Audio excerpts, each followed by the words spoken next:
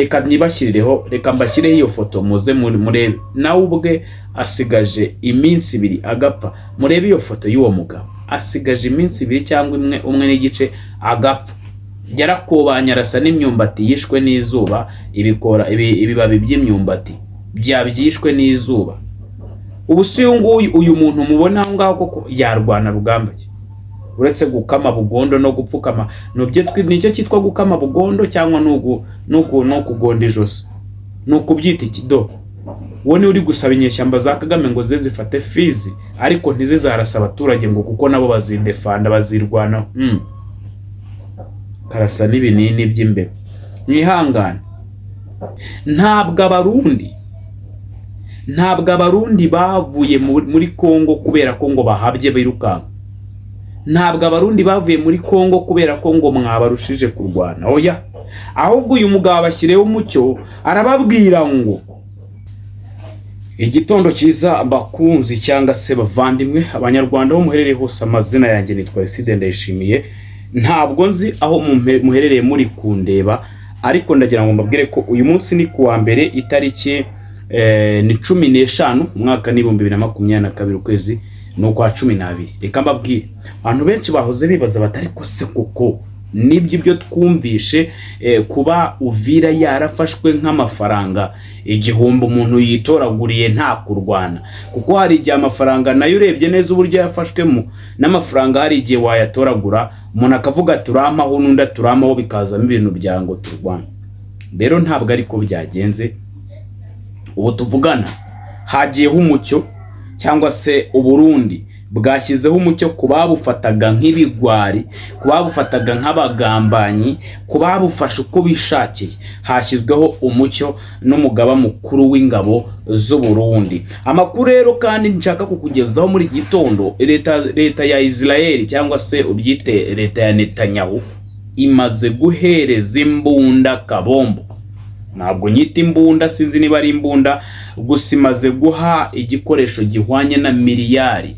It is like cyangwa se ninka mujye mumbara n'inyamvugo uruzungu, ntabwo ngendo w'iminsi. No kuvuga imbunda babahaye irimo miliyari 4 z'amadolari ya Amerika.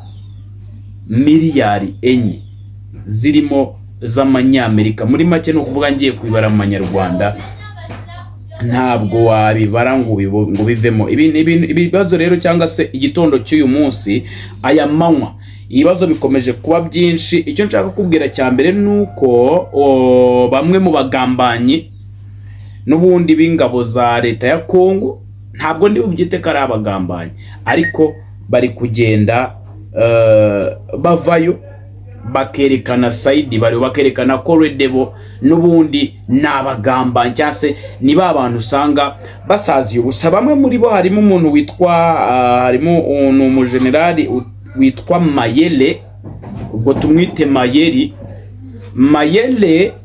Uyu mujenerali bigambo yahurutuye byanyeretse ikibazo gikomeye muri Repubulika ya Kongo, byanyeretse ikibazo gikomeye ku rundi rwego. N'ubundi ariko hari abantu benshi mita nsuhuza bwani, nyamuneka ntukibagirwe kunkandira kuri like nakubwiye ko like imwe indutira shares 100 cyangwa se 1000. Like z'abantu 10 cyangwa 100 ziba zikoze umurimo ukomeye ku kijyanye n'ikitwa recommendation cyangwa se uburyo YouTube sharinga video yawe igihe yagize likes nyinshi. Rero ukanda ku kantu kameze gutya. Reka dutangire tuganire, ariko amakuru yanjye mbere yuko njya kure nuko mbanza kuba kwibaza cyangwa se ndagira ngo mbanze basigire iki kibazo mumbwire. Mu minsi yashize, mu mezi ashize nko mu kwa 8, mu kwa 9 cyangwa mu kwa 10, ukwa 11 cyangwa ukwa 10, ababyibuka muraza kumfasha, nibwo President Yoweri Kaguta Museveni yatangaje ko agomba gukora igishoboka cyose akagira access ku nyanja ya nakwita ni y'Abahinde, Indian Ocean. Yego yavuze ko we mu bushobozi bwe cyangwa se murabyibuka neza, ntabwo nshaka kubitindaho, yatangaje ko kubwiza cyangwa se kububi byange bikunde agomba kugira full access ku nyanja y'Ubuhinde. Muri make no kuvuga nk'Ubugande nk'igihugu gitakora ku nyanja, yavuze ko we afite uburenganzira 100% bumwemerera gukoresha inyanja y'Ubuhinde mu bijyanye na transport cyangwa se no kuba yakwinjiza cyangwa se yagemura yanakira ibintu ibyo ari byo byose bivuye hanze y'Afrika hakoreshejwe inyanja y'Ubuhinde. Nihangane ako kantu. Noneho rero ubwo yabivugaga hatangajwe n'amagambo akomeye, aravuga ati nibyanga ku neza bizabaho ku nabi. Inabi rero ariyo ntambara yavuzwe. Muri ayo magambo ni ikintu buriya mu bantu utagomba gukinisha, mu bantu abantu muba mugomba kumva mukitondera. Ni Muzehe Yoweri Kaguta Museveni. Uyu musaza ndakubwiza ukuri, niba dufite abajenerali muri Afurika, niba dufite bamwe mu barwanyi banyaba atari ibintu byo kuvuga ngo just ngo kuko azi kwihisha cyane, oya, bazi gufesinga intambara akayirwana kandi akayitsinda. Uyu Muzehe Museveni ari mu top 1, ari mu bambere barwana, kandi akaba n'umwe mu bantu bemera ko ari abagabo. Kandi murabizi ihame ry'umugabo nuko umugabo yihindukiza mu buriri ku ijambo ntajya ahindukira. Nta mugabo wo kwihindukiza ku ijambo, umugabo wese agomba guhindukira mu buriri. Rero Museveni niba akubwiye ati ngewe nubyanga ku neza hazazamo agatuza, Muzehe arabikwereka. Ntabwo rwose, ntabwo ngiye kujya kure. Rero amaze kuvuga ibyo bintu, amahanga menshi yarabyumvishe, ibinyamakuru byinshi mwaranditse, abakomenta benshi mwarakomantinze. Rero ntabwo rutari umwana wo kuba yaceceka ngo avuge ngo Museveni ngo arambeshya.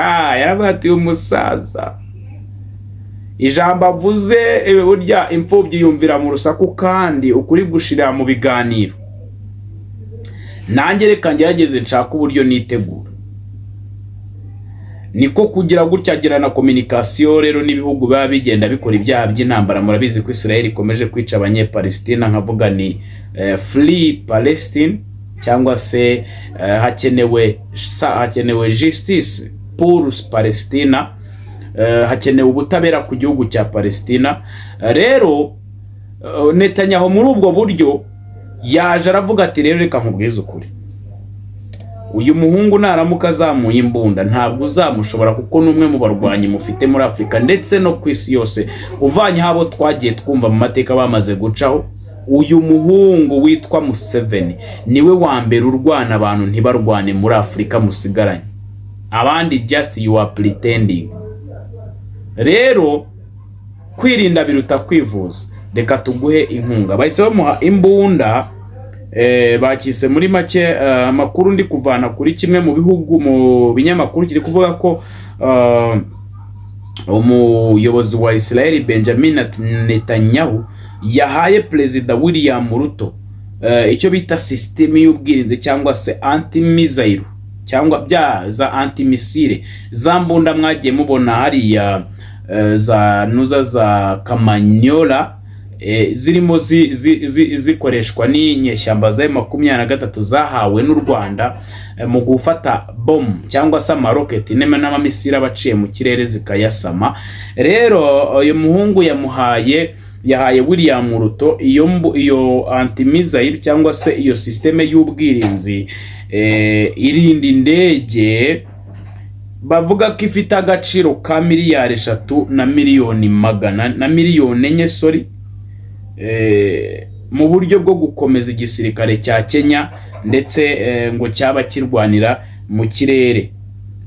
Iyi system bakakubwira ko rero ubundi yo ishobora kwangiza cyangwa se gushwanyaguza igisasu cyari cyo cyose kinyuze hejuru mu kirere. Iyo system yamaze kugera ubu tuvugana rero, iyo system muri make ni rwa runtu mwumva ngo ni anti-missile. Icyo kintu ubu tuvugana cyamaze kugera ku butaka bwa Kenya, gifite miliyari 3 z'amadolari na miliyoni 4 z'amanyarwanda. Reka ndebe miliyari 3 z'amadolari zirimo amanyarwanda ngahe kugira ngo twumva agaciro k'iyo ntuza k'iyo mpano Kenya yahawe na Netanyahu. miliyari 4 ubwo ni biliyari cyane, ibi sibyo miliyari sicyo biliyari 4 billions. Turebe 4 milliards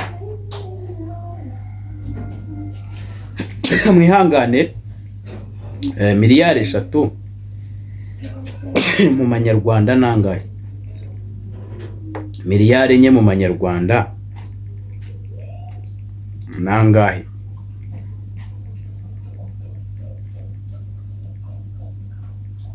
Mwihangane,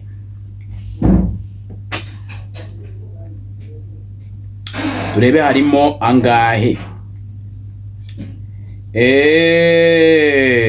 Miliyari z'amafaranga y'u Rwanda, miliyari z'amadolari enye y'Amerika zigomba kubanza guhindurwamo igipimo cy'ivunjisha muri make.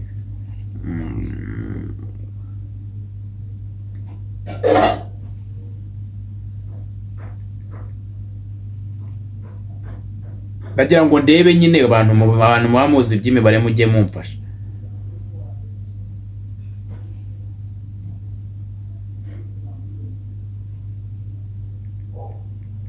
Okay, uko mbona ari ibintu byinshi mumfa. Okay, mushaka ukuntu mu byaranja, uretse ko ntabwo wayabara, ashobora kuba arimo n'amafaranga menshi cyane mu manyarwanda, ntabwo mbizi. Rero niyo nkunga igihugu cya Israel cyangwa se Perezida Netanyahu yahaye Ruto mu buryo bwo kwirinda ibibazo ibyo ari byo byose byaba, kuko barabizi ko ntabwo witwa president to be, niba mwise president to be, nuko ku itariki 15 z'ukwa mbere mu gihugu cy'Ubugande hazaba amatora agomba gutora umukuru w'igihugu. Ubwo rero buri wese nuko akunda umukandida we, ufite uburenganzira bwo gutora uwo ushaka. Rero nababwiraga ngo ababishoboye nyine muzatore, mushingiye kubwo kurinda ibyagezweho, no kuvuga kurinda ibyagezweho. Impamvu mbabwira biraza kuba birebire kugira ngo mbahereze amakuru yo ari kuva mu Burundi, ariko reka nacyo nyivugeho. Nagize amahirwe yo kuba i Bugande, nahabaye kuko wenda aricyo gihugu cya mbere nasohokeyemo nkiva mu Rwanda, ndahakunda, gerageza no kwiga ururimi rwaho ndarwumva. Rero unkurikiye, reka nkubwize ukuri, ibyitwa revolution cyangwa se ibyitwa impinduka ni sawa, ariko impinduka y'umugabo witwa Bobi Wine ntabwo ndi kumurwanya, ntabwo nyifuza ku bantu muri mu Bugande. Ibyo mbabwira ndababwiza ukuri, mfite amakuru menshi. Rero muzehe nababwira ati murinde mutore muzehe kubwo kurinda ibyagezweho.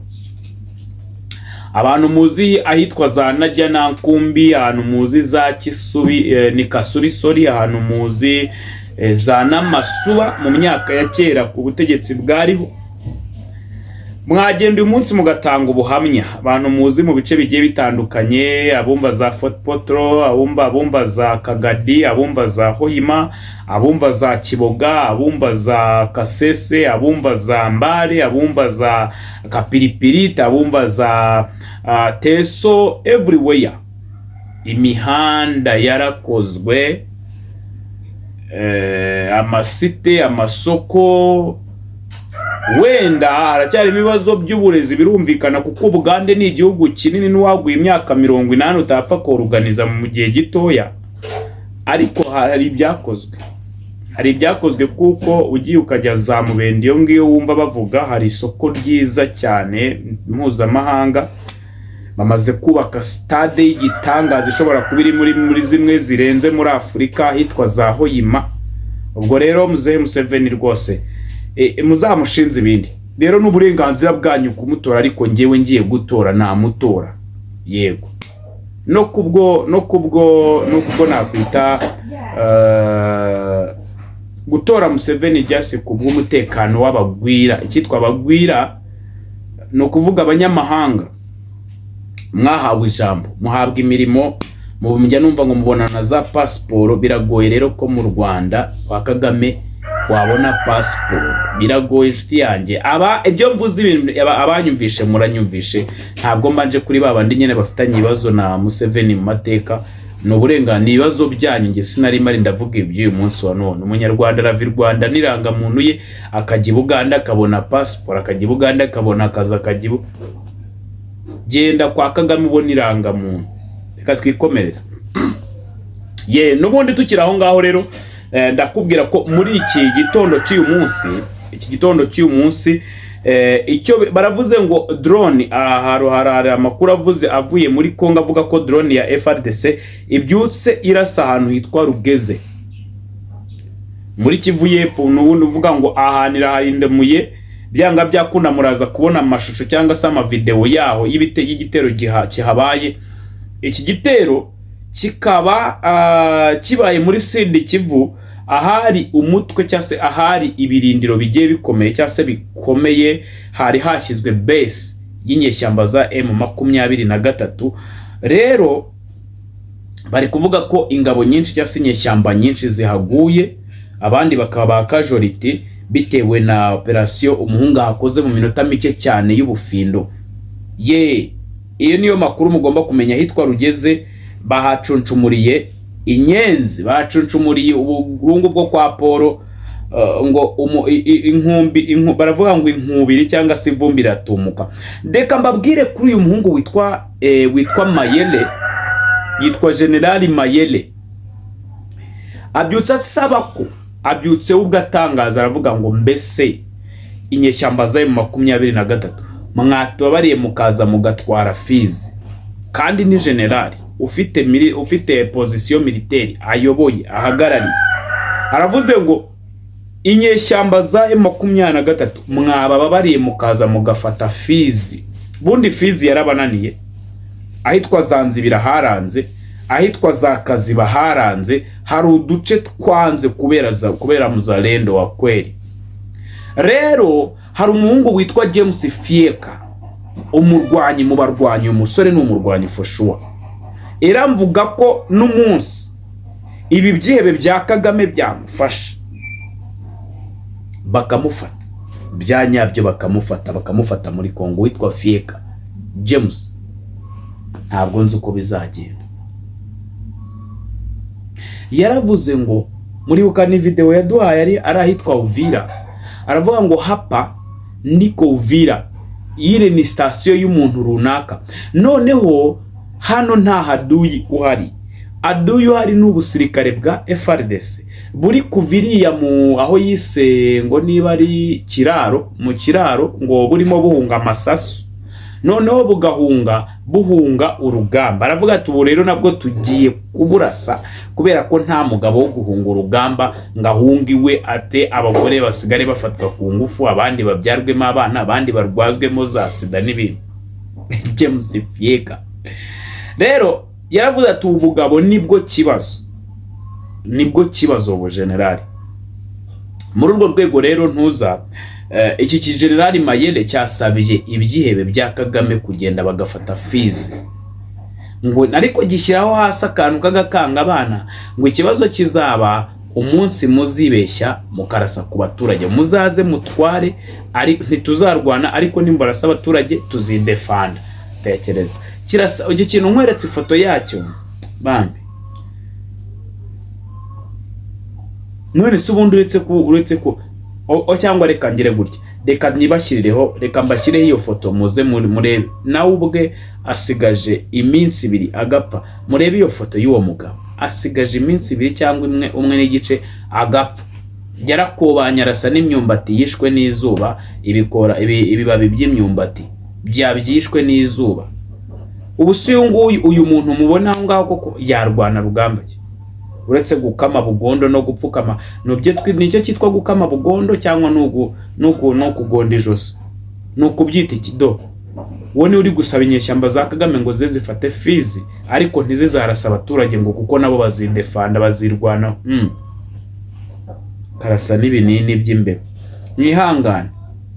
Amakuru rero ari kuva mu gihugu cy'u Burundi, umukuru w'ingabo z'u Burundi ejo yatanze itangazo cyangwa se hari ijambo yagejeje yatambukije yifate nk'imbwirwaruhame.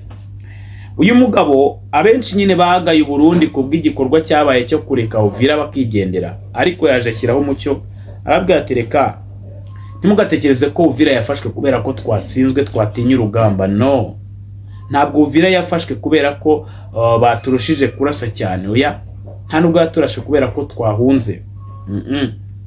Yaravuga ati kuva na kera murabizi neza ko mu mateka tutari twigera dutsindwa n'umunsi n'umwe ku rugamba. Rero Uvira ntiyafashwe kubera duhunze. Oya, twebwe nk'abarundi, twebwe nka FDNP twubahirije amasezerano y'i Washington twagiranye na Perezida wa Amerika wavuze ati igihugu cyose cyohereje ingabo muri Kongo dutanze amasaha 72 ngo kibe kimaze kuvayo, kimaze kuvana ingabo zabo. Ibyo bintu murabyumvisha? Ibyo bintu murabyumvise? Ntabwo abarundi bavuye muri Kongo kubera ko ngo bahabye birukanka. Ntabwo abarundi bavuye muri Kongo kubera ko ngo mwabarushije kurwana. Oya, ahubwo uyu mugabo abashyireho umucyo arababwira ngo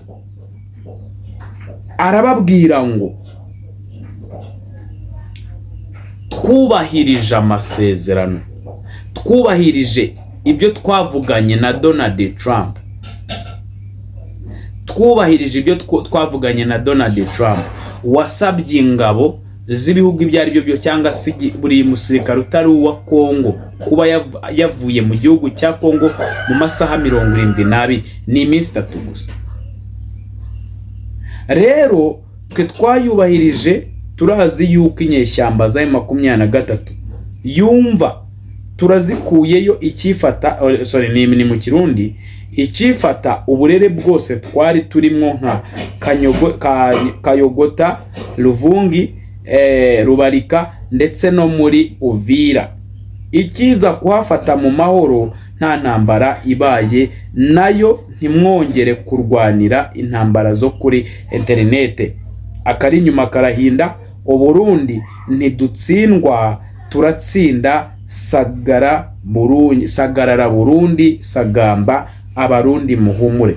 Yaravuze ngo ubundi izo za Kamanyora, za Katogota, za Rubarika, za Ruvungi ntabwo bo bigeze barwana, bari bamaze gupakira ibyibanze.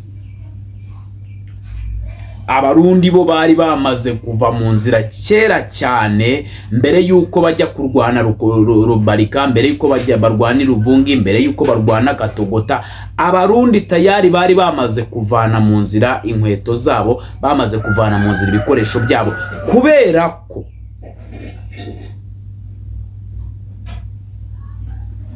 nuza Donald Trump yari yatanze amasaha 72. Ngayo nguko rero Kagame n'abasirikare bawe ntimukomeze kwishyira hejuru, ntimukomeze kwibona, kandi mbabwire ngo Uvira anytime from now iraza kubabyarira ikibyimba kizavamo kanseri. Nitwa Aristide Ndayishimiye, mbifurije umugoroba mwiza. Have a nice day. Have a nice weekend. Nukuvuga weekend ni icyumweru, ntabwo ari ya weekend ya Friday. Oya, muzagira icyumweru cyiza, turi kumwe mu kanya. Bye.